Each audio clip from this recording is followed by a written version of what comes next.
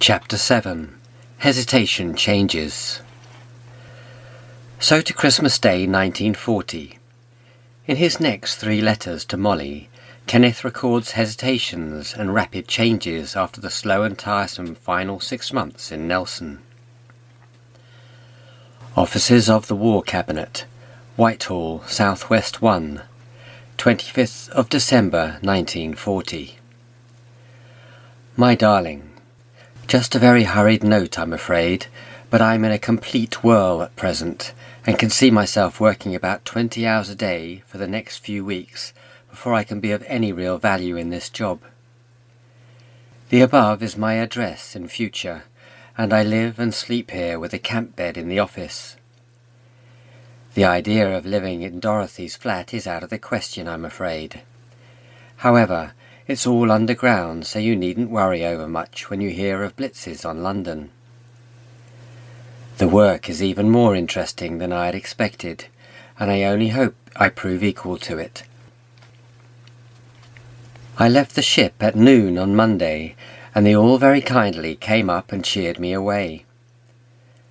The journey was much more comfortable than I had expected at Stretfield, and I had a compartment to ourselves as far as Perth, where we spent a couple of hours for bath and breakfast.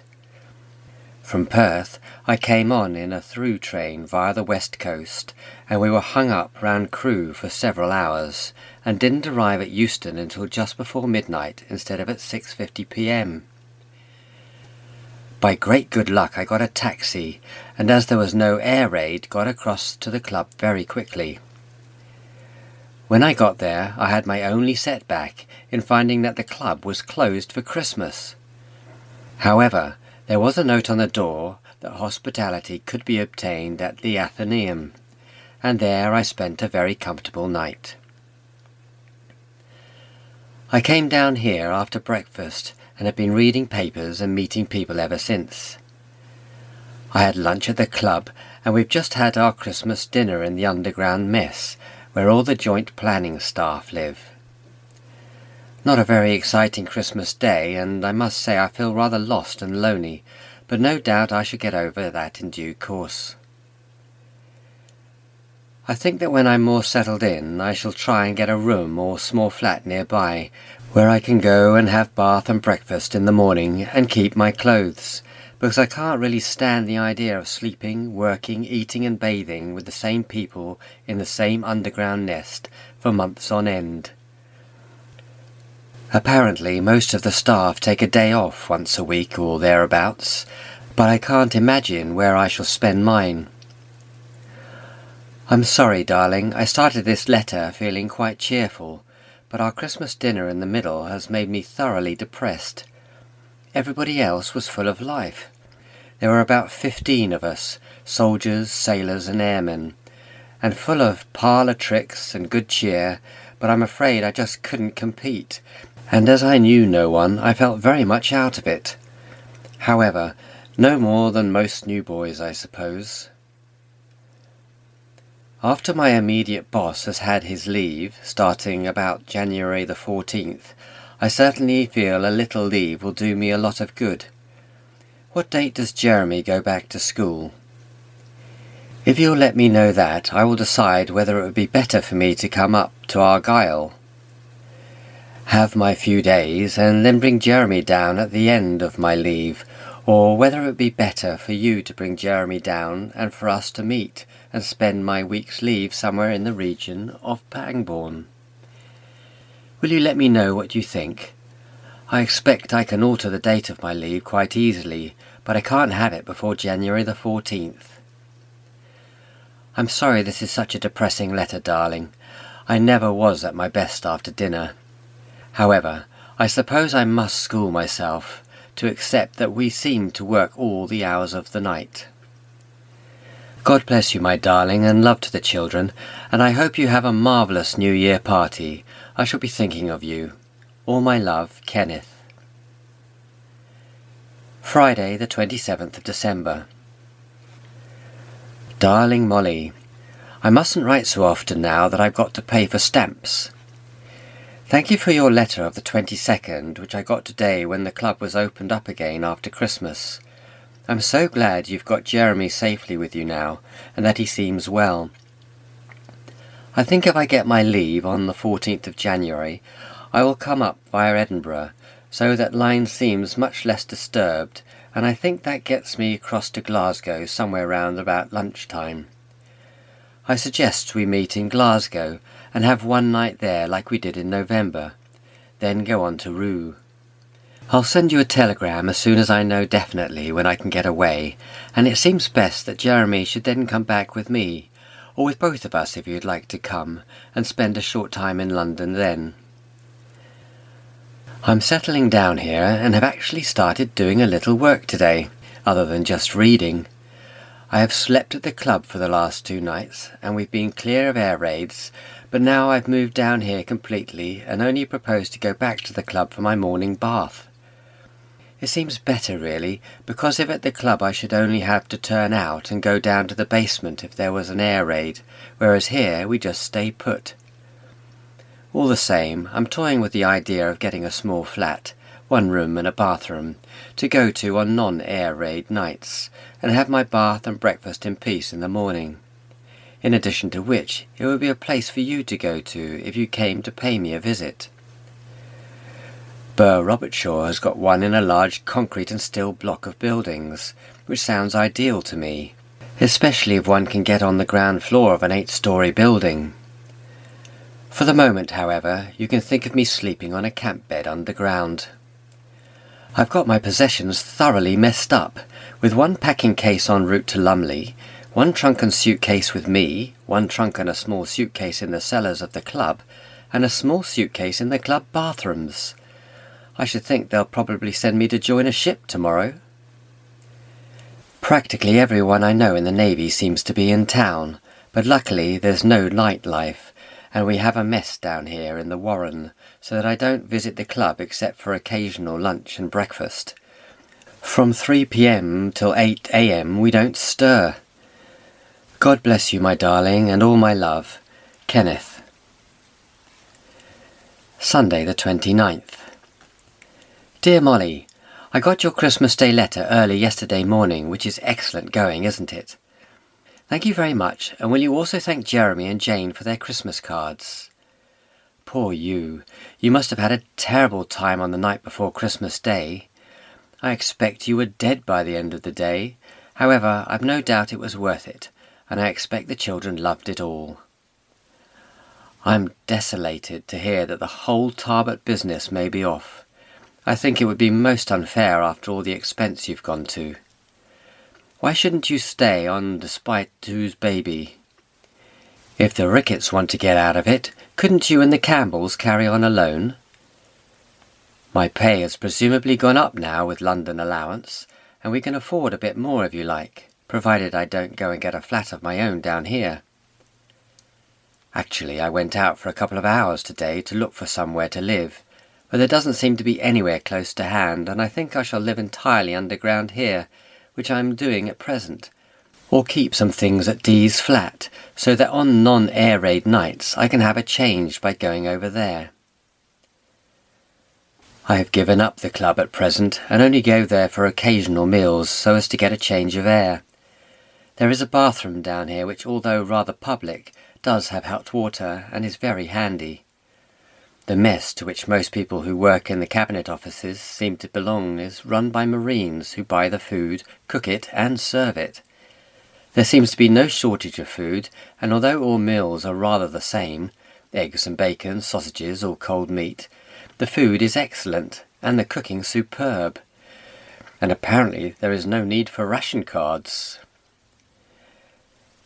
I believe there is an air raid at the moment, but there are no signs of it down here. I see that the papers said that the raid on Friday night was on a scale similar to the worst on London, but I must say we couldn't tell it down here, so I hope you realise you mustn't worry about me. Normally we seem to have more or less the same routine. Get up at 7:30 and bathe and breakfast here or at the club, start work around 9:30, always a cup of tea around 11. We have from 1 to 3 p.m. for lunch, either here or at the club. I find it's a good thing to go out for a short walk in the park, which is also alongside, if I have lunch here. From 3 p.m. we seem to work on more or less continuously till the spirit moves us to go to bed. I can't believe I shall ever be able to work much after 11. With a cup of tea at our desks at 4 and supper in the mess at any time between 7 and 8:30. All sorts of interesting people come down to the mess, but I'm rather at sea at present as to who they are. I've really only just realised that it's Sunday today. Every day seems to be exactly the same, and I'm very much afraid I haven't been to church today or on Christmas Day. Yes, I see lots of old friends in my short incursions to the club. I had breakfast with Rupert Hughes and Maxwell Richmond today, and yesterday I had lunch with Burr and Captain Baker, who sent his kind regards to you. He was in the Petersfield, if you remember, and gave us that Pekin rug. I've also seen Michael Goodenough and several others. I'm delighted to hear that you've made Jeremy go out with the keeper. I thought he'd demur at first, but it'll be marvellous for him, and in the long run I'm sure he'll love it. I'm so glad all my parcels arrived from the north, including the pictures. I haven't had your Christmas present yet, or any other parcels, and some fruit that Uncle Willie said he'd sent me 2 months ago hasn't yet arrived. I'm beginning to have some idea of what I'm supposed to do here, and I think I shall like the work immensely, although I'm very doubtful of my ability to cope with the writing part of it. I never could write English. God bless you, sweetheart, and all my love to you and the children. Kenneth. I remember being encouraged to go out with the keeper. I had been given a copy of A Bird Book for the Pocket, and had developed a real interest in birds, of which there were many round the Rue estate. Game birds of all sorts on the hills, black grouse, pheasants, woodcock and snipe, and seabirds on the loch, particularly black-headed gulls and the beautiful eider duck. With my habitual shyness, I had created a bit of a scene at the last minute, but I did go and enjoyed the experience, though I am not sure how often it was repeated, if at all. The keeper reported that I was a bonny wee walker, so perhaps that day was the start of 2 serious interests, birds and walking. The Peking rug gift from Captain Baker of the Petersfield, perhaps a wedding present, was a prominent and much-loved feature of the sitting-room at Lumley Croft. It remained with Molly until her last years, and then, very ragged at the edges, in the possession of Sister Jane until eventually thrown out. Less than a week after starting this very good job, there was another change, which threw Kenneth's life into turmoil again after a few more hesitations. Let Kenneth tell his own story. Offices of the War Cabinet, Whitehall, Tuesday the 31st of December. Darling Molly, it's rather late, but I must just write a note in case you don't know that you are a captain's wife.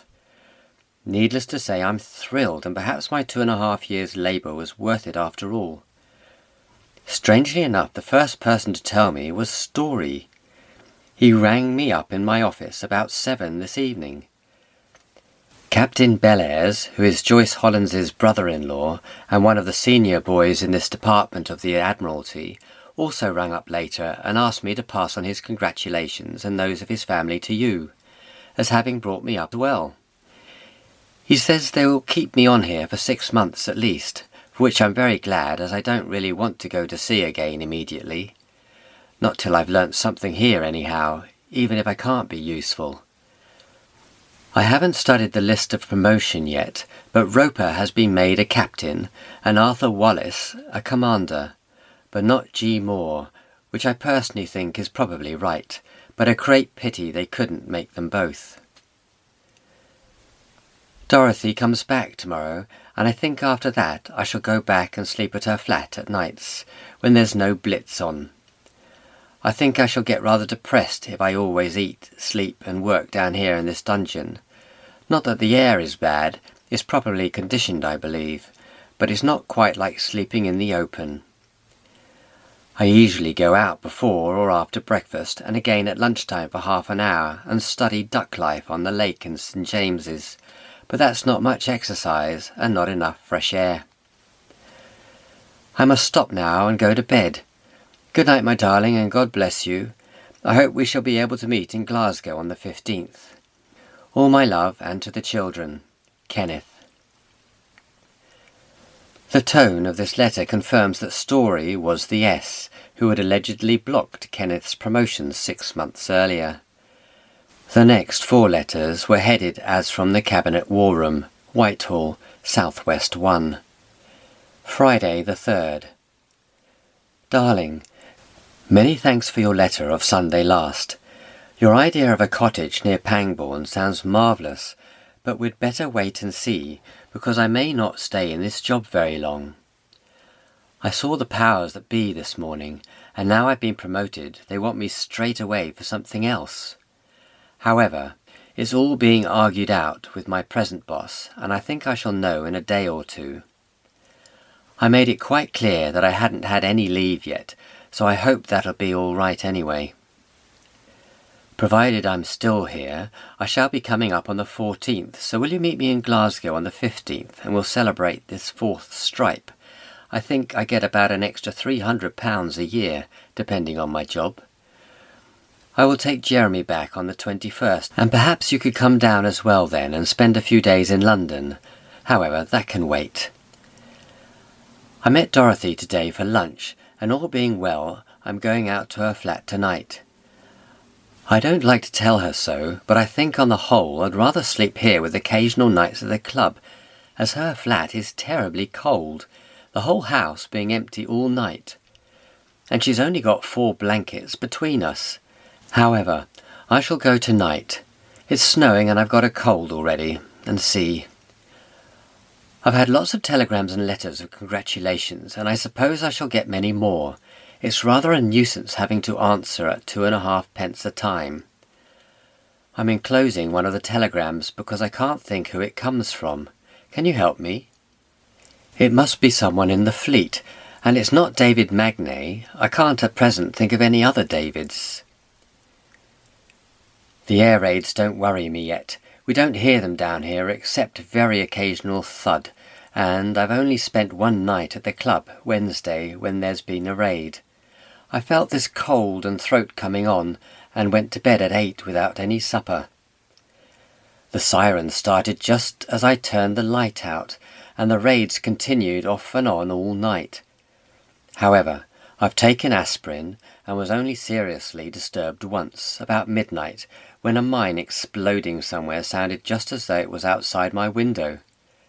Actually, I think it was miles away. Anyhow, I think I probably managed about 10 hours sleep that night, and felt better for it, although I haven't quite got over this tonsillitis business yet. I still can't see why Do having another baby upsets all the Tarbert arrangements. Wouldn't it be an advantage for her to leave the other children up at Tarbert in the tender care of you and Margot and the nurses? I must say that if I go to sea again, I would like to think of you up there. It's grand that the bird book is having such a success. It'll be even better, I should think, next holidays when the weather's a bit better for outings and the country coming to life.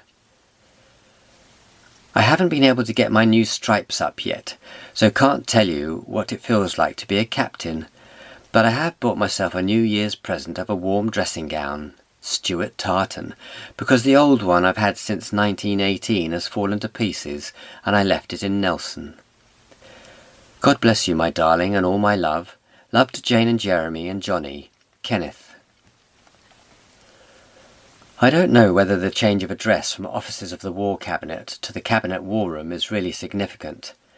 On the face of it, it would suggest that Kenneth had one of the jobs actually in the Cabinet War Room, close to Churchill and the Chiefs of Staff, though I always understood that he had worked in the Citadel, that creeper-covered cube of brickwork on the corner of the Horse Guard Parade behind the Admiralty. I like to think of him as having had the job, if only for a week, of the naval commander, portrayed with a vital signal in his hand, in the restored Cabinet War Rooms, now open to the public as part of the Imperial War Museum. The next two letters from the Cabinet War Room tell of the problems of wartime life and communications. Sunday, the 5th of January 1941. I tried to phone you on the 31st but couldn't get through at all. Incidentally, what is your phone number? Is it Tarbert 31? I hadn't written it down anywhere, but that number seemed familiar. I have no idea what the phone number was at Rue, but could it be that the number was familiar because it was the date? In any case, the number would almost certainly have been only 2 digits. Such was the relative rarity of the telephone in those days. The number at Lumley Croft before the war was Emsworth 11.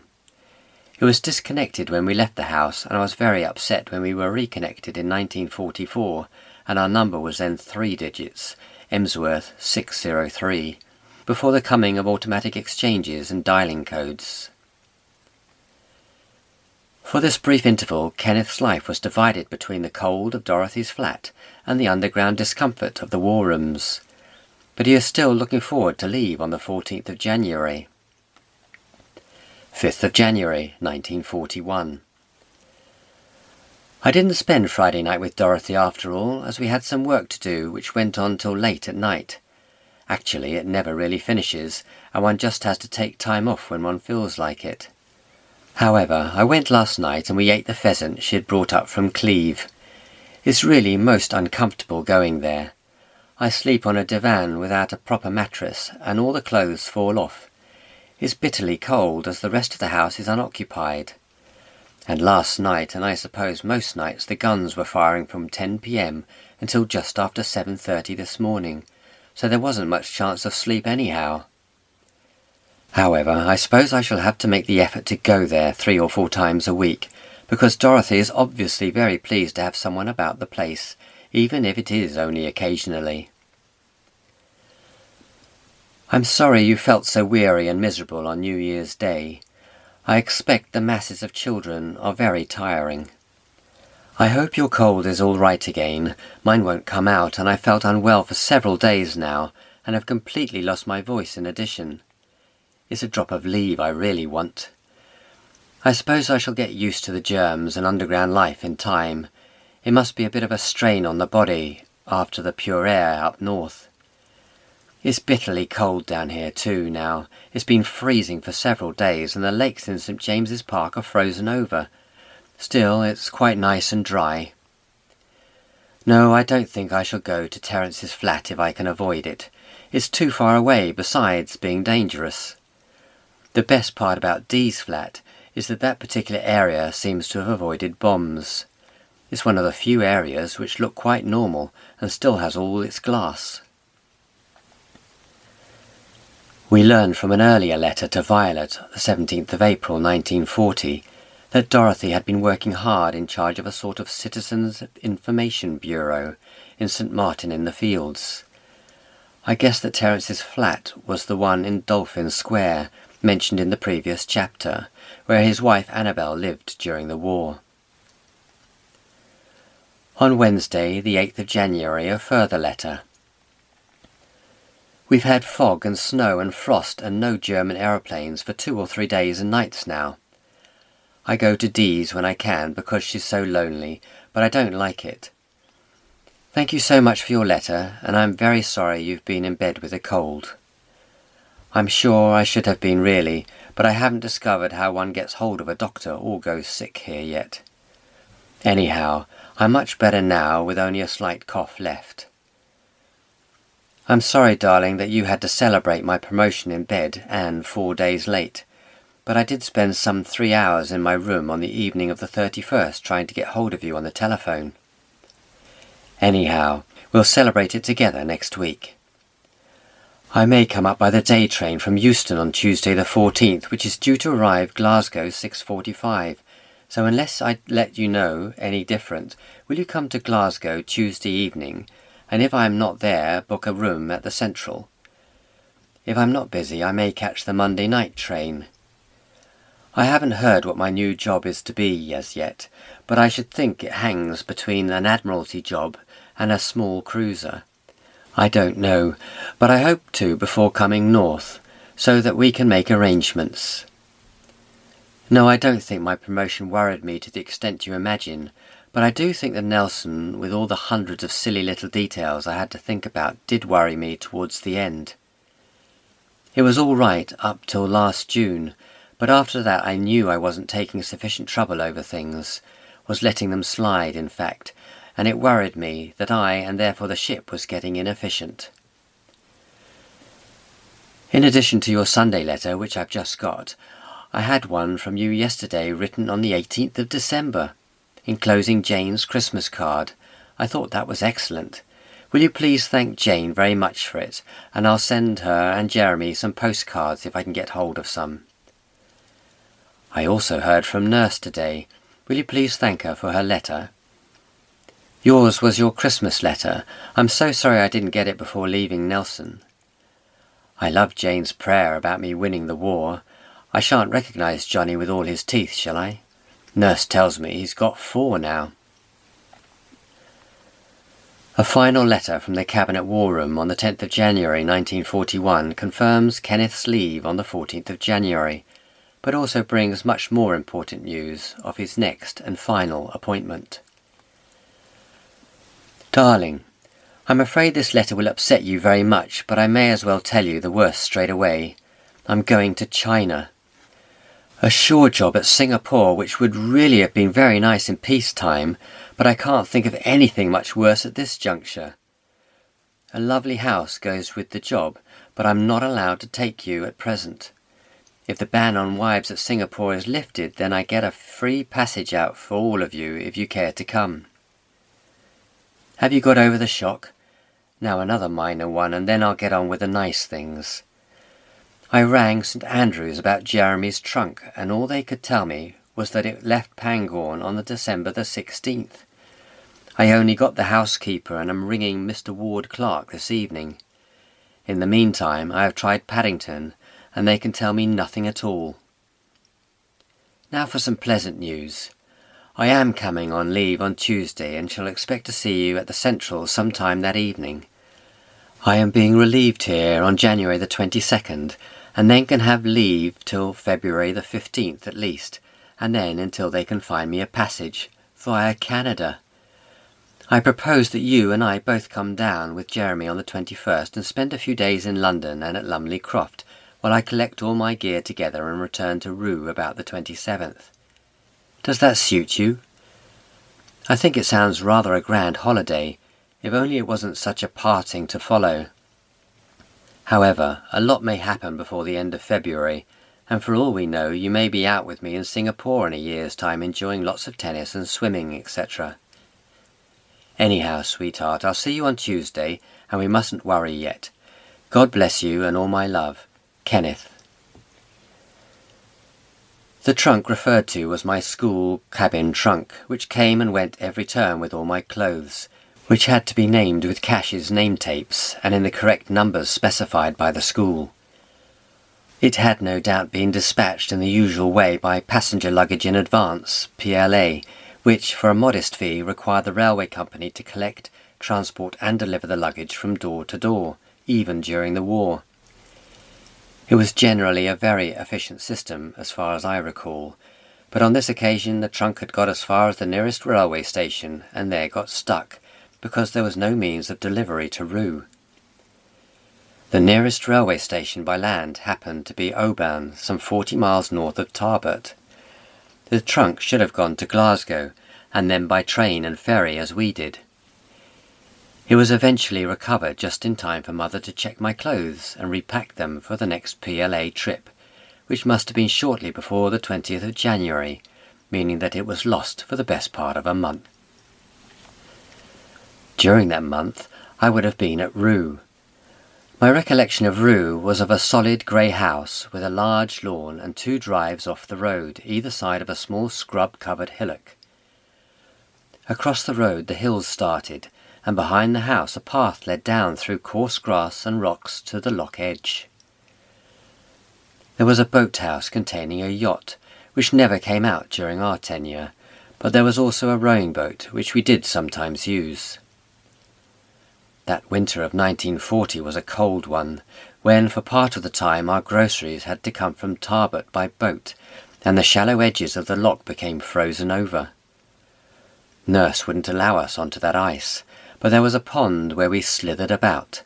I don't remember that we had any skates, and I fell and cut my chin on the ice, the small scar remaining with me for years afterwards. Presumably Father did come on leave on the 14th, so my memories of him at Rue must have come from that single week between the 14th and the 21st, when I evidently went back to school. What are those memories? Very few. A shooting party on the hills when I was allowed to walk with the guns, probably only Father and Alan Campbell. Another occasion when Father and I were on the hillside and saw one of the Navy's latest torpedo bombers flying up the loch below us. Was it an albacore, which was designed to replace the ancient swordfish, which was so effective against the Italian fleet? I think it must have been during that week that Father told me something of his time at Ilkley Grammar School. Because his father was headmaster, he said he was always punished with the rest of the school for any unresolved misdemeanour, however innocent he felt himself to be. Whether this strictness was responsible for his strong sense of duty is impossible to say. In others it might have led to rebelliousness. A boat trip on the loch to one of the little islands, surrounded by eider duck with many ducklings, must be a memory from the Easter holidays when Father had started on his journey to Singapore. Some time around the 20th or 21st of January, I must have travelled back south with both my parents. I to go back to school and Kenneth to hand over his brief job in the Cabinet War Rooms to his relieving officer. I do remember the ferry trip through the Isles of Bute on the way back to Weymouth Bay. This trip was a bit of a mystery to me until I read Kenneth's letter again and worked out that this was the only occasion on which I did the journey with him. The modern ferries no longer follow this route. Indeed, there is no direct service to Tarbet. Whether the route round Bute was chosen to deter submarines because the canals are narrow and winding, or whether there is now less traffic or the ferries are larger, I don't know. From the Ordnance Survey I deduce that the narrowest point of the canals is barely a quarter of a mile across. I definitely have a picture of sitting in the ferry listening to my father and watching the shore go past, with the hills a couple of miles on the beam rising to over 1,600 feet. Perhaps with his direct experience of mines and torpedoes, Kenneth was concerned about possible enemy activity, but I don't think he conveyed any sense of threat to me. Perhaps as a navigator, he was more interested in the ship handling skill of the ferry captain. More likely he was wondering what the future would hold, and how much he would have preferred their lordships to have found a small cruiser for him, rather than post him to the peaceful and safe luxury of a shore job far away from the grim war in Europe.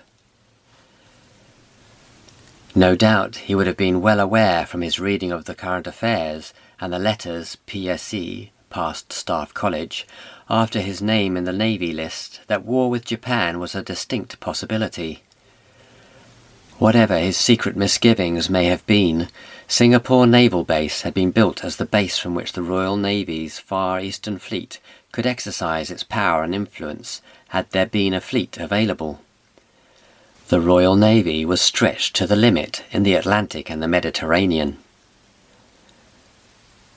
Mother and I parted from Father somewhere in a street in London, he presumably on his way back to the Admiralty to hand over, we presumably to Paddington, from where I would have been put on the school train for Pangbourne. I guess this was the only time I used the reserved compartments designated for our school.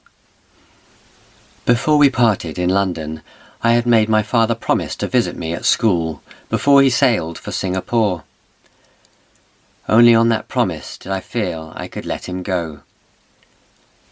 I think it is more than probable that Molly stayed in London, or they went down to Lumley for a day or two, and that they both came down to Pangbourne to visit me at school because Kenneth's next letter to Molly from the Admiralty, room 32 SBG Whitehall, was dated the 4th of February 1941. I hope you got home safely today and had a good night at the Central and didn't have to roam the streets of Glasgow. It must have been very cold. I do remember an occasion when they came together to St Andrews and stayed a night with the ward clerks. The earlier plan to spend part of Kenneth's leave somewhere in the region of Pangbourne. The ward clerks lived in a small house close to the school, and the school routine was that we all walked to the end of the drive and back before breakfast, but after our cold baths.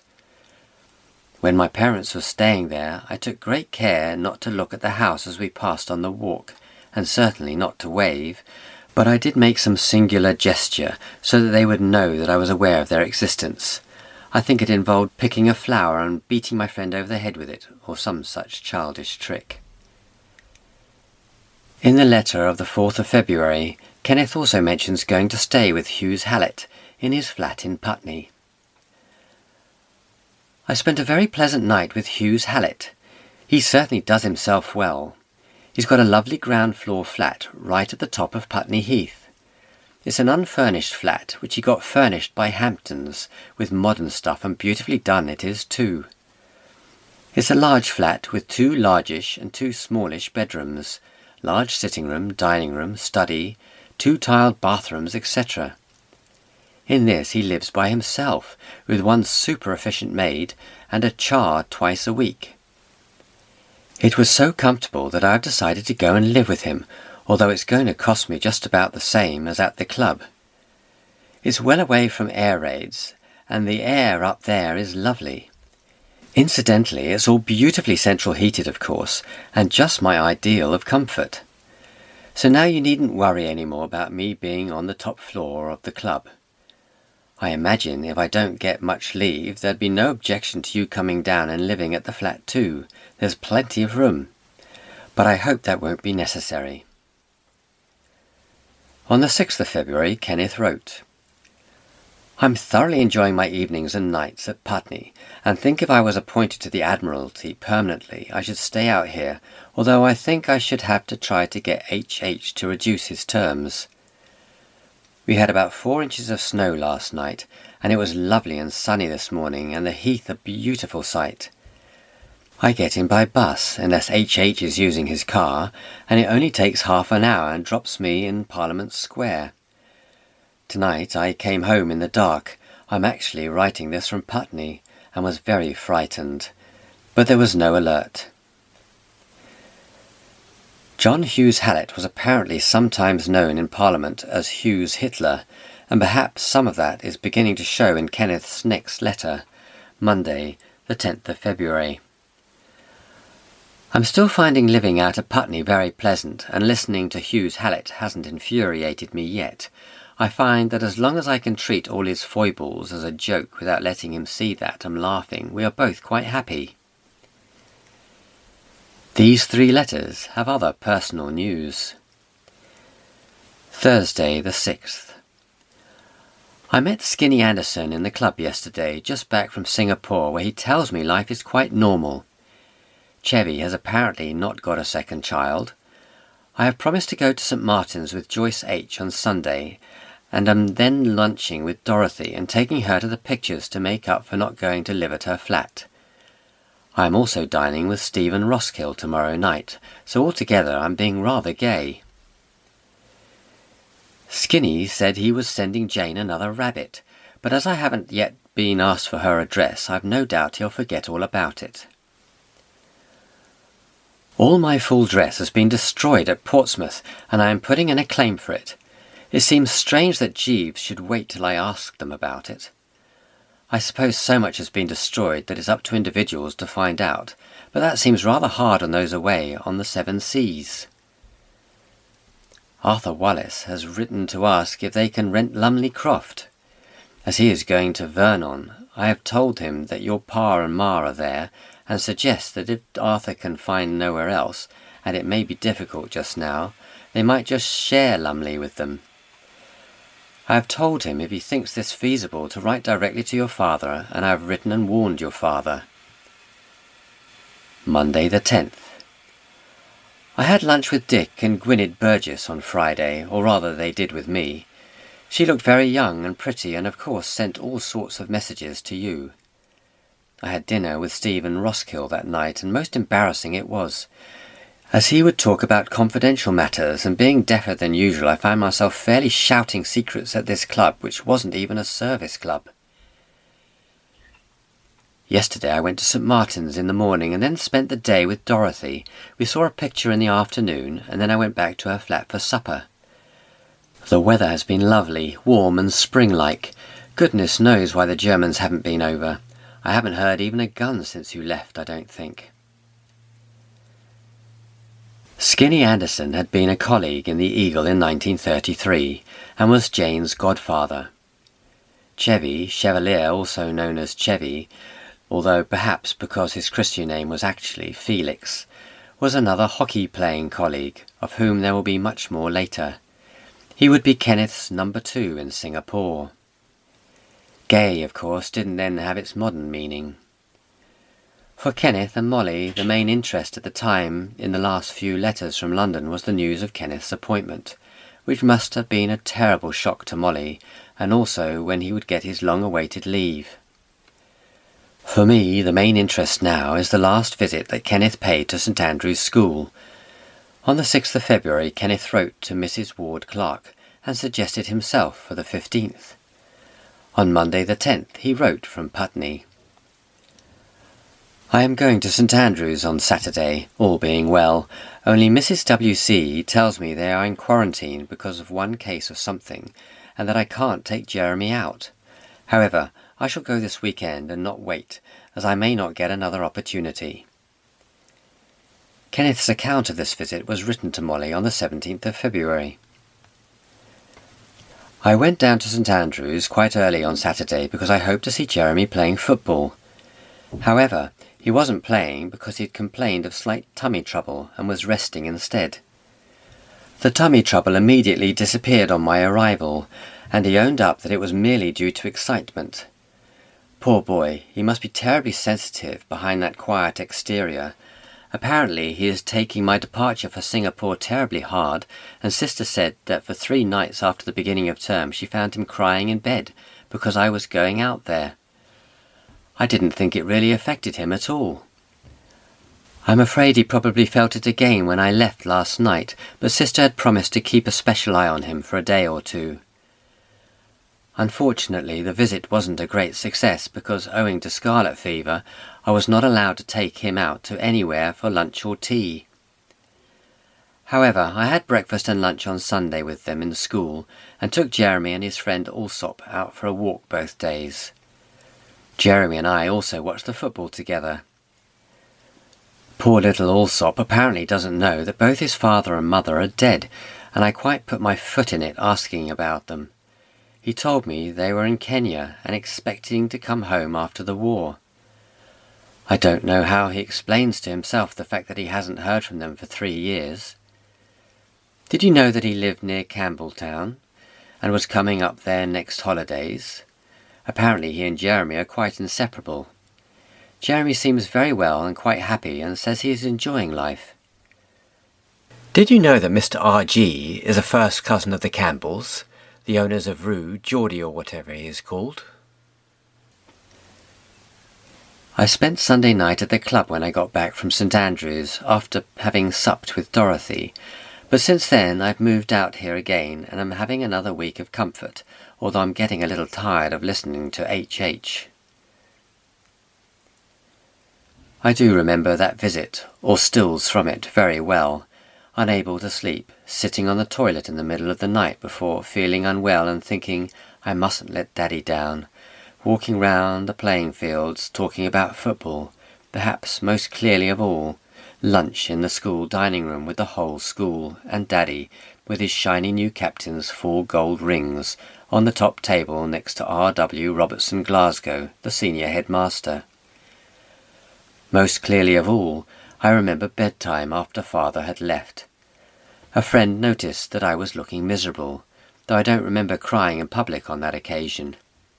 He asked me what was the matter, and I told him that I had just said goodbye to my father for at least 2 years, adding, out of bravado as much as anything, perhaps forever.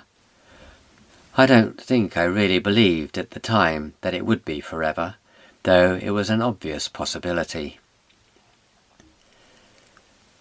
John Hope Alsop was indeed my first really close friend. I had no idea at the time that his parents were already dead, nor how, nor where. He lived with his grandmother and some older cousins near Machrihanish, and I visited him for a few days in the Easter holidays, travelling alone down Kintyre from Rue on the bus. We walked in the hills.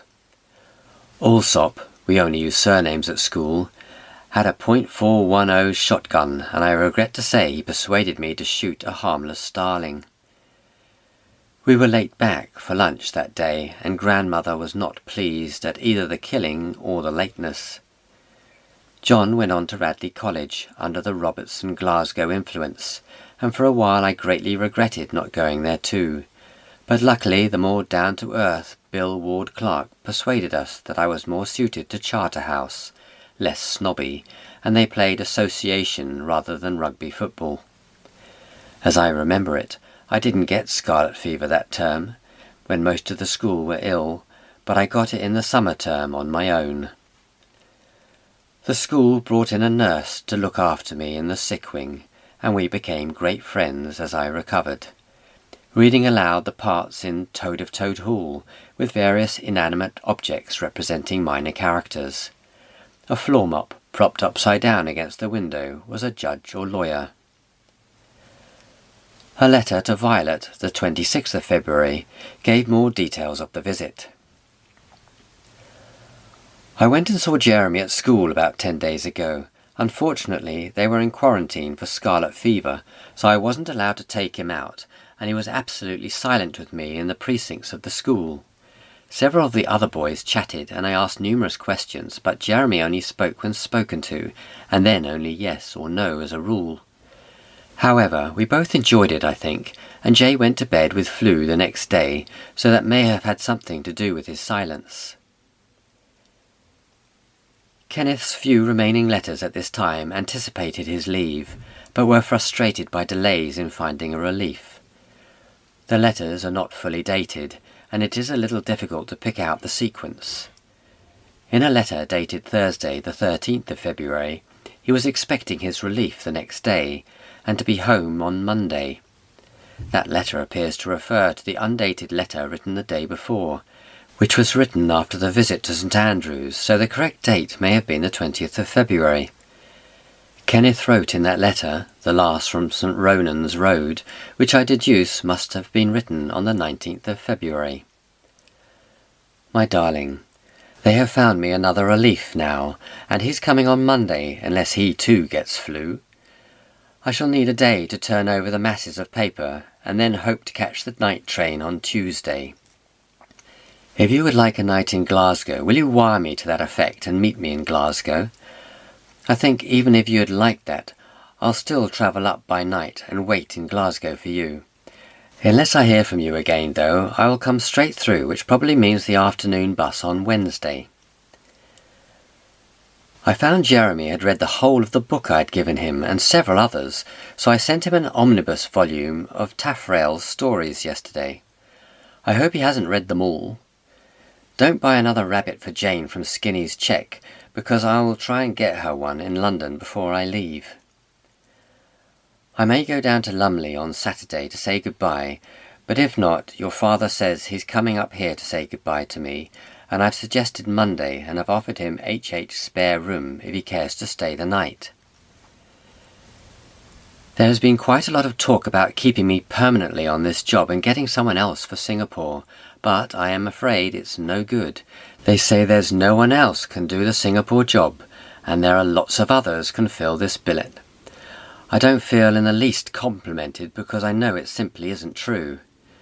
Anyhow, March the 15th is quite a long way off still, and it may be some time after that, of course, before they find a ship. February the 20th, from the United Services Club, Pall Mall, Southwest 1. I'm afraid I was a bit optimistic when I wrote yesterday and said I'd be home on Monday. My relief, who was due to arrive yesterday, went sick before he arrived, and so I'm no forrarder.